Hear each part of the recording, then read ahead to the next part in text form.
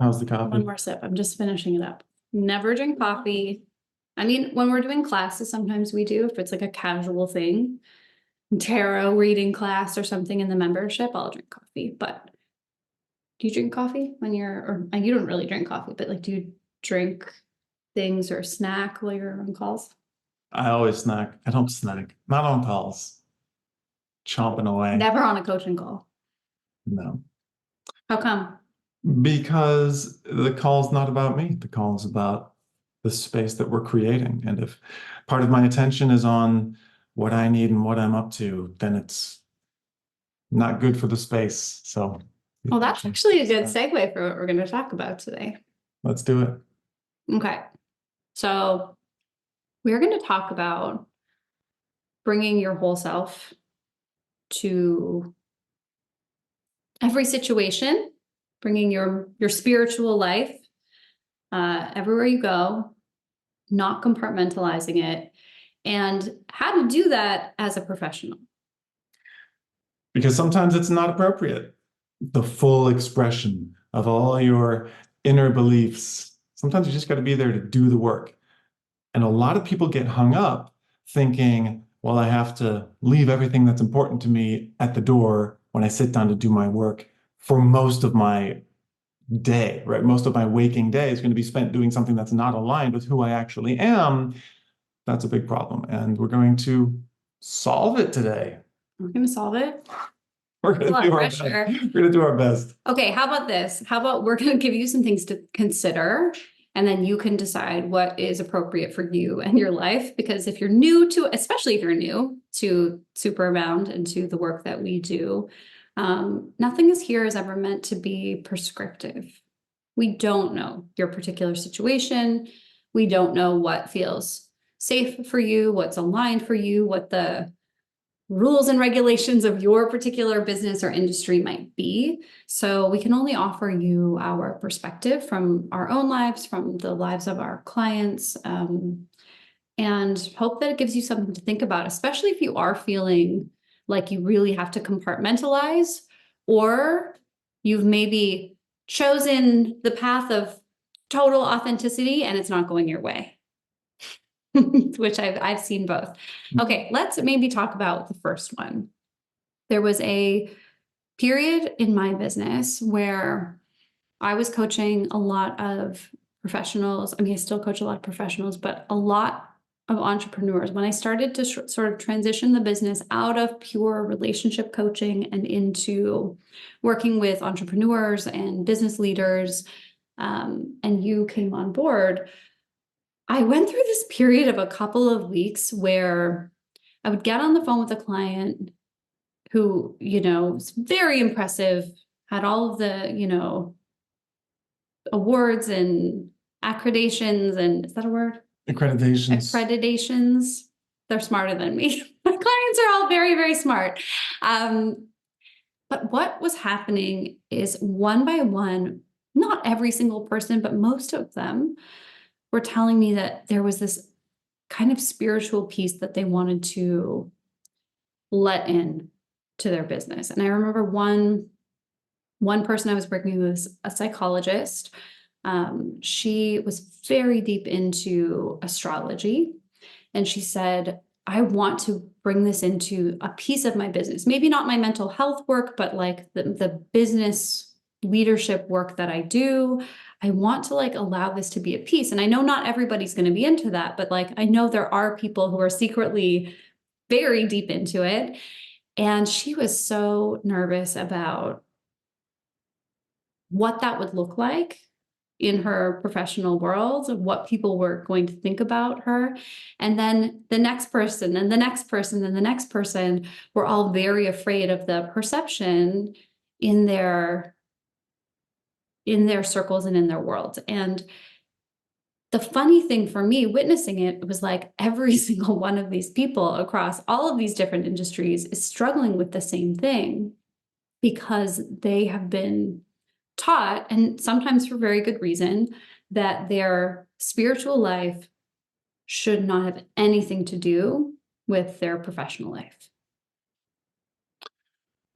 Which I think is a disservice.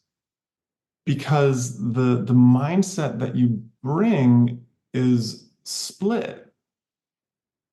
Your spiritual experiences are often the most energizing, empowering, connecting, affirming ones of your life.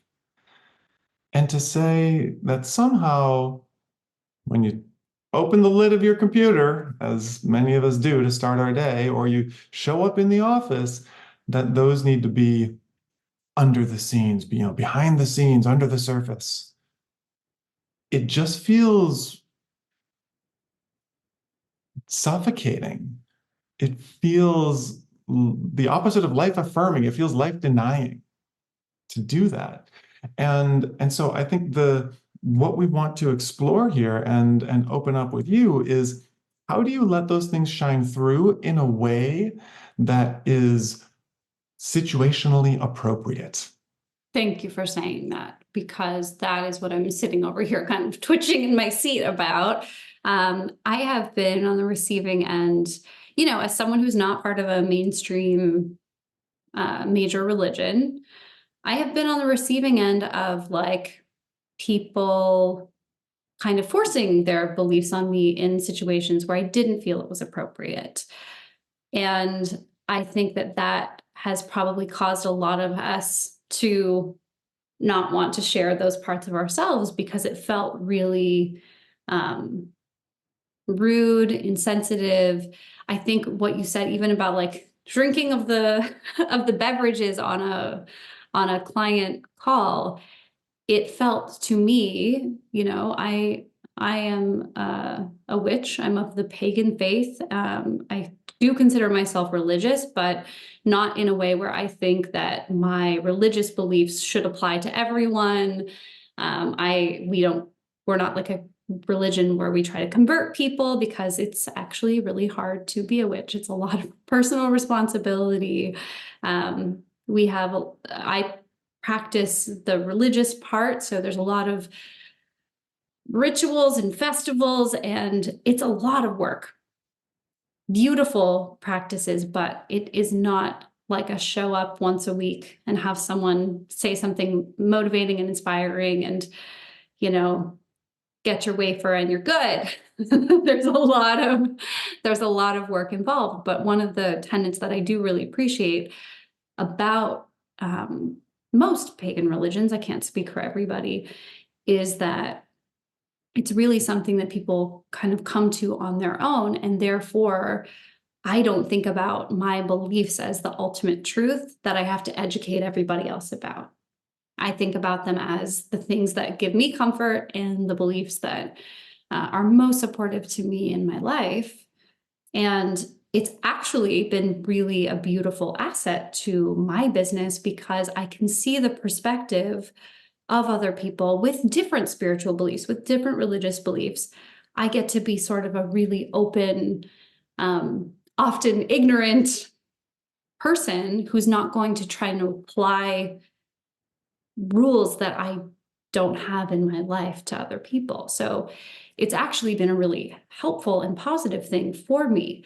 But that doesn't mean that when people get on the phone for a coaching call, that I'm over here saying, okay, well, let's light your candle and do your incense and call the spirits to our to our session today, because there are people where that would be very uncomfortable for them, and that's not what they are asking me to do. Now, have I done protection meditations with clients at different times when they've asked me? Yes. Have I done utilize different magical practices to like help shift a pattern with people when they've asked me? Yes. But it isn't something that I just come out and say, we should just do some aura cleansing today on you. Like, let's not do the mindset work here. Let's not do the strategy. I think what you need to be successful is a green candle and some frankincense.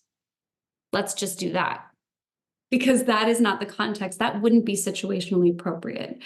So having kind of been on the receiving end of some inappropriate, kind of forceful spiritual beliefs in a workplace, I am probably much more sensitive to not try to push my spiritual or religious beliefs on people. Even, we have a membership called Super Abound Life, and I do teach some aspects of ritual and spiritual practice, and we do meditations from the yogic world, yoga practice.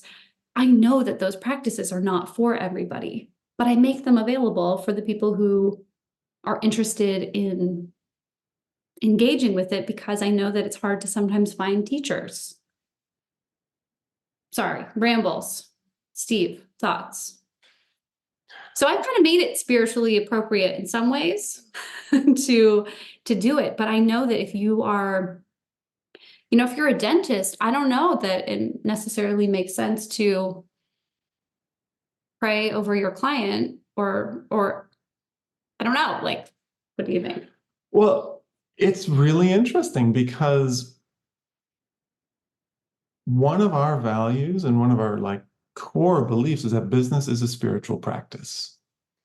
And so your work in the world, there is a perspective in which the sending of emails and the pitching of your services is an expression of your purpose, of your true self. And I think the more you can kind of line up those esoteric insights, those transcendent realizations or practices that you do outside of work with how you show up at work, the more powerful you will be, the more empowered you will feel, and the more connected to your business as a spiritual practice you will be. One of the big problems for so many people is, when you're at work, you're dealing with challenges, you're dealing with problems, whether it's people problems or, all business problems in the end usually come down to people problems. But so many people will fly off the handle or let their emotions kind of drive the ship when if they took a step back, they'd want to do it a different way. And I think this idea of letting your spiritual life really infuse your business life, not in a, hey, let's start this meeting with a prayer kind of way, but in a... Not in an imposing way. Yeah, but in a, how can these principles that animate me, that really call me to my highest expression of self, be where I come from as a leader, how I engage with people, how I treat others, treat employees, treat customers. I think that's where the real magic of spiritual insight comes into the day-to-day of the dollars and cents that you're earning as a business owner and leader. Yeah, and a way to do that and make sure it does feel situationally appropriate to you and all the people that you're interacting with is to connect your own spiritual life and your spiritual practice to that vision of what you are doing when you're at work. So we start every meeting. We could start it with a pagan prayer. We could start it with a call to the spirits and the gods. We totally could, because it's just us when we have our founder meetings. But more importantly, when we talk about our business, it is, what are we here to do today? What we're here to do today is to help people realize the life the universe is dreaming for them.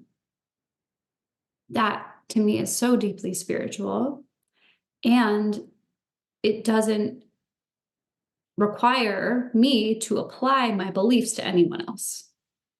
It requires me to be open and receptive and bring my tools to the table in a way that's situationally appropriate for my clients and what they need.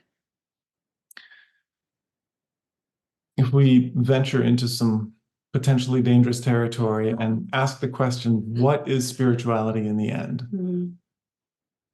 Some common threads that emerge are connection, even service in a certain sense, bringing something higher into this world of gross matter, right? Just the stuff of life. We could try to shape it into something more orderly, more beautiful, more coherent. Those would be some of the themes that come through. And I don't even remember where I was going with this, but the idea, Spirituality. right? Yeah. So, what is spirituality? Connecting with those principles as a business owner can help you take, even if it's, we're going to bring fish to our local area.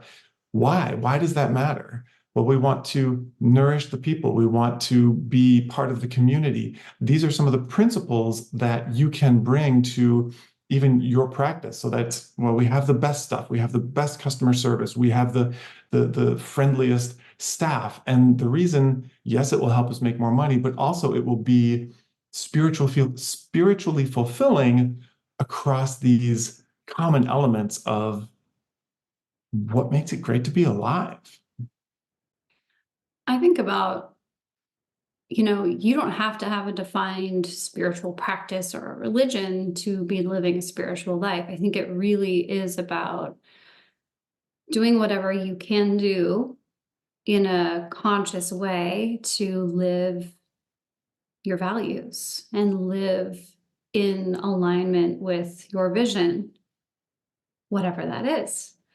And I don't think it matters what religion you have or what religion you don't have, to be able to do that. First of all, it is something you can absolutely do at all times without having to ever make it explicit to other people.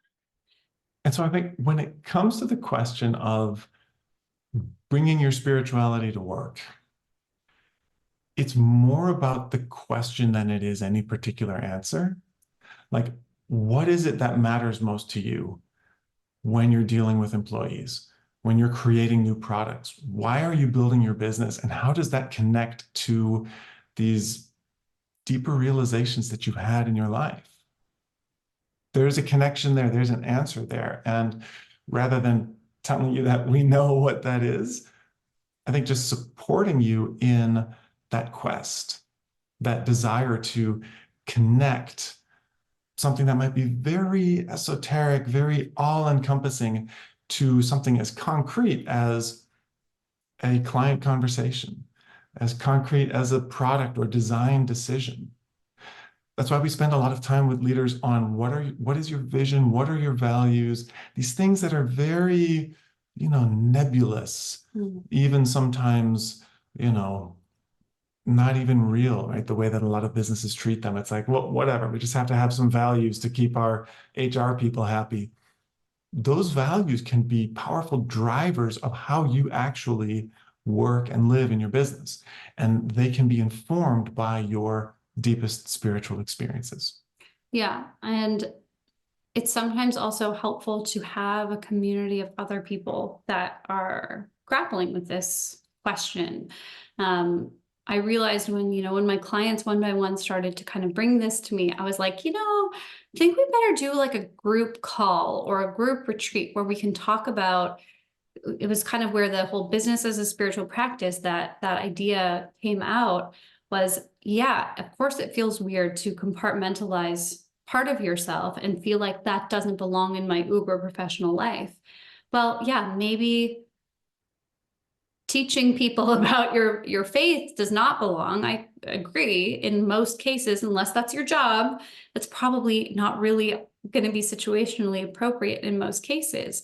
But it doesn't mean you can't embody your values. It doesn't mean that your spiritual practice ends when the meditation gong goes at the end of your practice.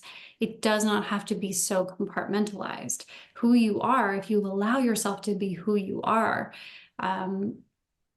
it's just a beautiful thing. And people will feel that depth, even if they can't quite put their finger on it. So we have a community where we play with these types of things in a very non-rigid, non-dogmatic way. I will teach you everything I know about yoga, meditation. We've both been meditating for many years. Steve actually much longer than me. He's older, meditated longer.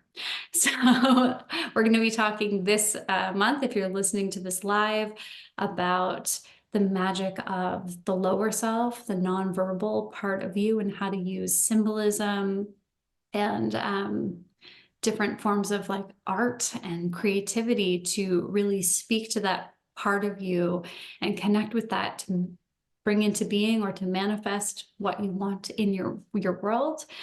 Steve's going to be teaching transformational Journaling.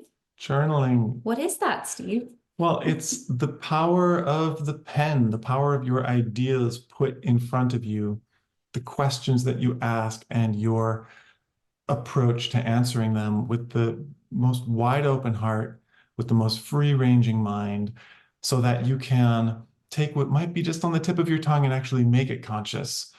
Bring some of these ideas into kind of a consistent first step, right? First they're in your mind, then they're on paper, and then they become part of your life and they become real in the world. So that's the idea with transformational journaling. And all of that is happening in the Superabound Life membership, which we invite you to join. It's at besuperabound.com/life. It's $29 a month. As of right now. As of right now, and you can cancel at any time, but it is a place to come together so that you can do this work of deepening your spiritual experiences, deepening those spiritual connections, so that it can infuse the work that you do in the world and just the life that you live as a whole. So maybe you'll pick up some things that you can support yourself with in one of these practices, classes, workshops, and we would love to help support you to do that. And the community aspect is just so magical for kind of normalizing these like things we may not be sharing because there is no other place, and maybe it's not appropriate at work. So hope to see you in there. This is a space where it is appropriate, where we can share all of those things that are going on and really support each other in bringing more spirit to the workplace, always in situationally appropriate ways, but really making room for this part of life to not be fringe or off to the side when it is so central. So hope to see you there. Thank you for listening. We'll see you next time. Take care.